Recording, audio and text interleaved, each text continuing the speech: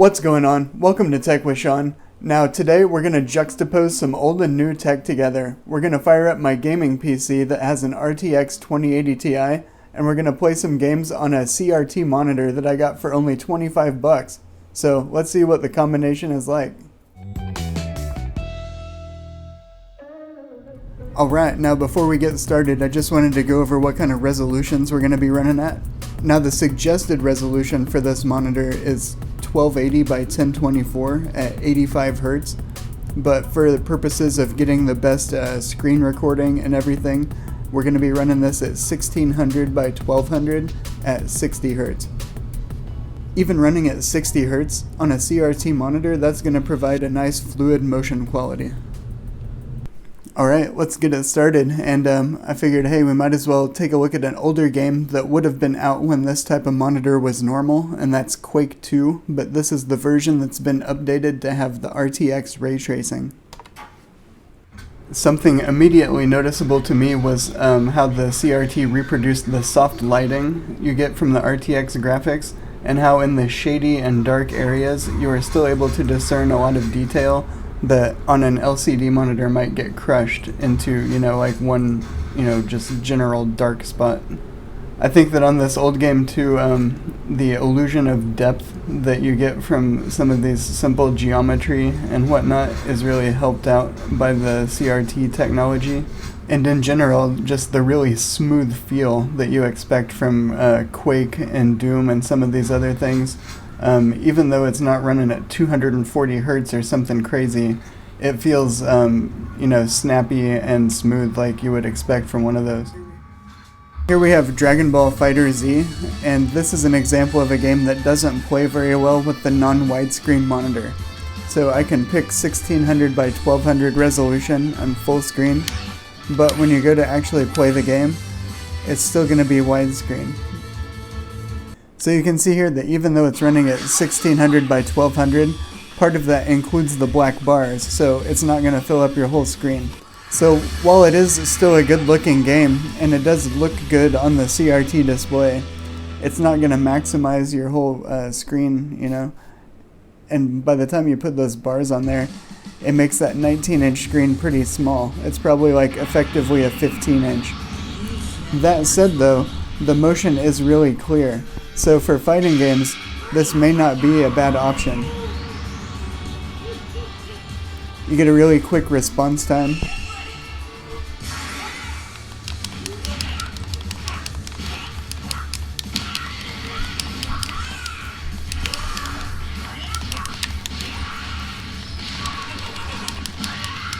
Okay, so I think I'm coming around on it, because even though it's not taking up the whole screen, the quick response time is really fast for a fighting game, and the color on here is super rich. CRT, like, for the bright kind of color in a game like this, it just looks really nice. It's not oversaturated, like a IPS or something often is, and overly bright to where all the color's blown out, but it's just rich looking, and it has like a correct level of brightness to where everything just looks kind of like you feel it would be intended to be seen. So I went to boot up Skyrim Special Edition, and it looks like in the Special Edition you can only pick 16 by 9 or 16 by 10 widescreen. So if you have a 4 by 3 monitor, I guess you want to fire up old RAM ones.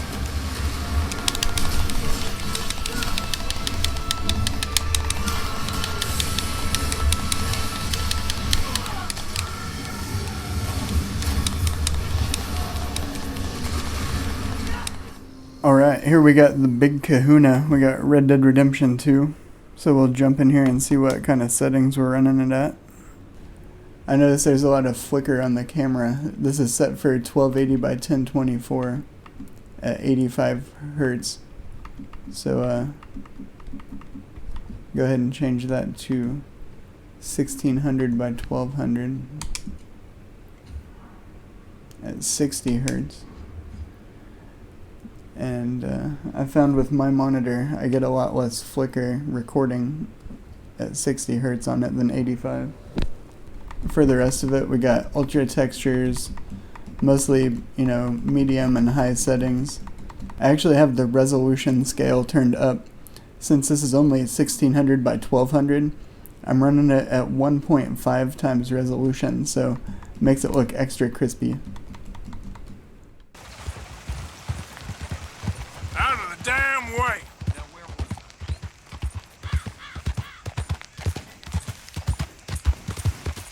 You think all this Lemoyne air is free for you?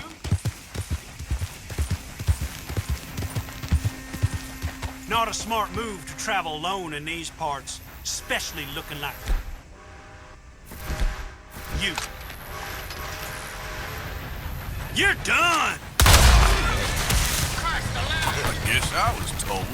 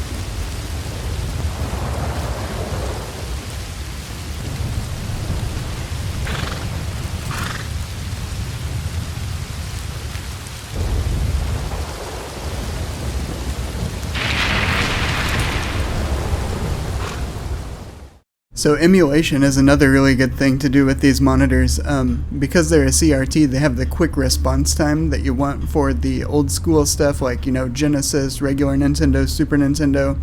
But even for later stuff like GameCube, PlayStation 2, it still has a really good presentation with the 4:3 screen and the really deep, rich color. So if you wanted to play stuff on like PCSX2 or something, I would say one of these monitors is a really good fit for it.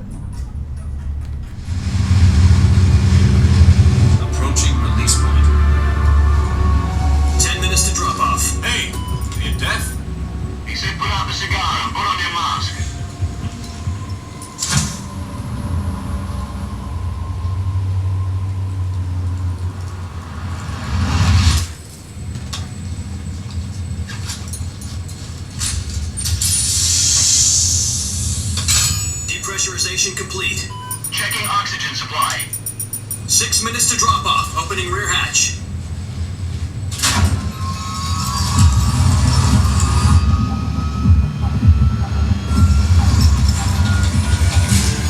Sunrise.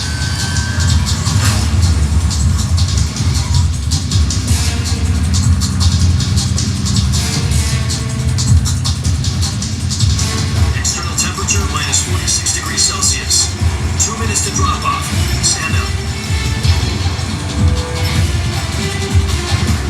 You'll be falling at 130 miles per hour. Try not to get frostbite from the wind chill. 1 minute to drop off. Move to the rear.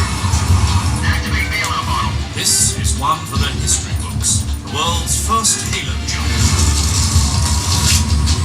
10 seconds to drop off. Stand by. Status okay. All green. Prepare for drop off. Countdown. 5, 4, 3, 2, 1. Spread your wings. And fly. God be with you.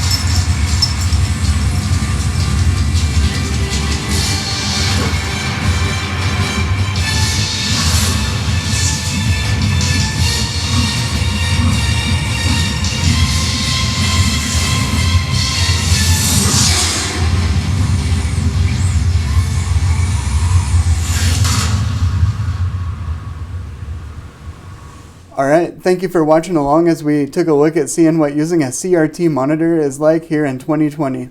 Now, it's obviously not the most mainstream choice for most consumers out there, but for certain types of content and certain users, they still have their place, and they're getting to be really inexpensive.